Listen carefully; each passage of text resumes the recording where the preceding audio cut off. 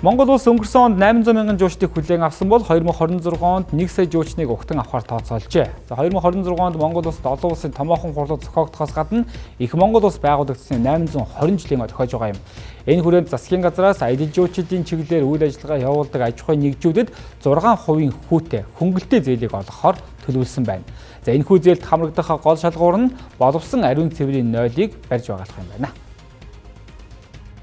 За 1 сая жуулчныг хүлээн авахын тулд Монгол улс зочлох үйлчилгээний багтаамж, соёл, стандартаа сайжруулах зайлшгүй шаардлагатай байна. Тэгвэл засгийн газраас аялал жуулчлалын компаниудад жилийн 6% хүүтэй хөнгөлтэй зээлийг олгохоор төлөвлөжээ.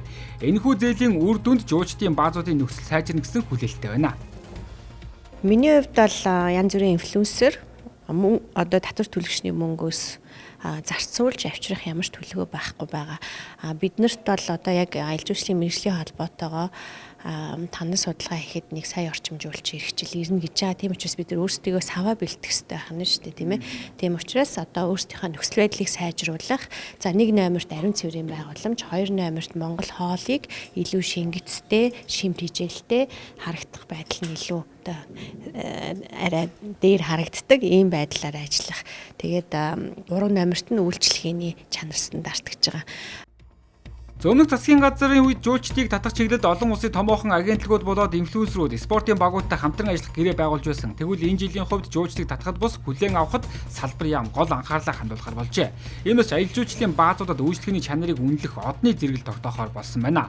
Зөвхөн 2026 онд Монгол улсад COP17 хурал зохион байгуулагдана. Энэ хурлаар нийтдээ 10 мянган зочид Улаанбаатар хотод 14 хоног чуулгах юм байна. Цэцэрлэг түрээлэн дээр бол 2-7 хоног тэрнээс өмнө нэг сар гаруй хугацаанд бид нүүбэд энэ газрыг шилжүүлж өгнө. Тэнд бол нүүбийн туг мандна.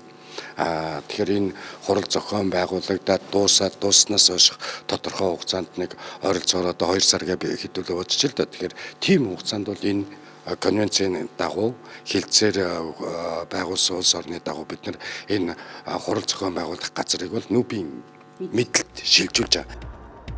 За ийхүү 2026 онд жуулчлалын анхаарлыг татах түүхтэй давхцсан жил гэдэг утгаараа аялал жуулчлалаас олох орлогыг нэмэгдүүлэх хүрээнд их Монгол улсын түүхийг сурталчилсан олон арга хэмжээг зохион байгуулахаар төлөвлөжээ. Зөвхөн Монгол улсад уур амьсгалын өөрчлөлтөд тэмцэх, цөлжтийг бууруулах хүрээнд дэлхийн 150 гаруй орноос хөрөнгө оруулалт татах онцлог жил учраас зочлох үйлчлэгээний салбарт томоохон дэмжлэгийг үзүүлэхээр болоод байна.